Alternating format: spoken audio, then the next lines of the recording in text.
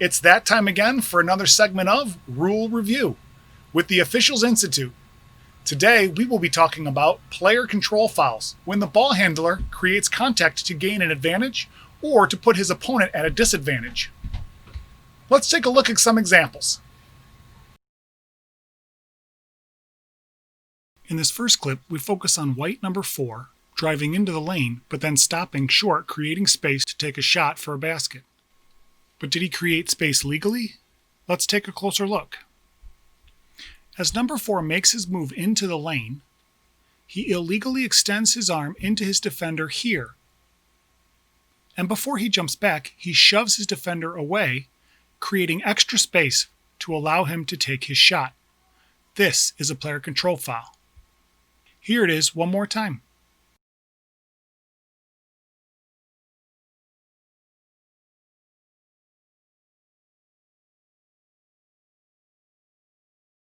In this play, we see the dribbler and the defender coming up the floor together when there is contact at the division line, causing separation.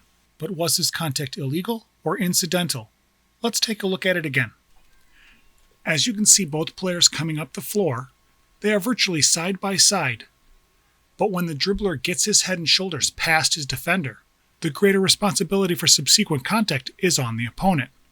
However, since the dribbler extends his arm into the defender and initiates the contact impeding his progress, the contact becomes the responsibility of the dribbler, and thus should be ruled a player control foul.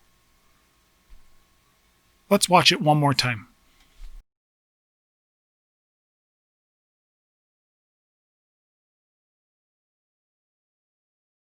In this clip, we see the dribbler once again try to find a path to the basket, and in his attempt to beat his defender, knocks him over, with the official calling a player control foul.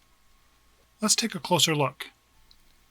As the dribbler moves around, looking for an opportunity to drive to the basket for a layup, when he tries to beat his defender, he reaches out and extends his arm, hooking and holding his opponent, moving him out of the way to gain an advantage.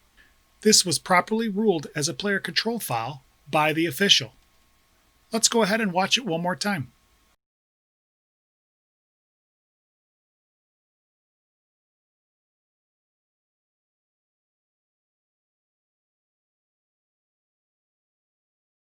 In our last play, after an errant pass is regained by the post player, he makes a move to the basket, causing contact with the defender who stops him and then passes the ball away. But was this contact illegal or incidental? Let's take a closer look. When the player regains control of the ball and makes his move toward the basket, he then leads with his forearm to prevent the opponent from attacking the ball. And when contact occurs, a player control foul should be called. Let's watch this one more time.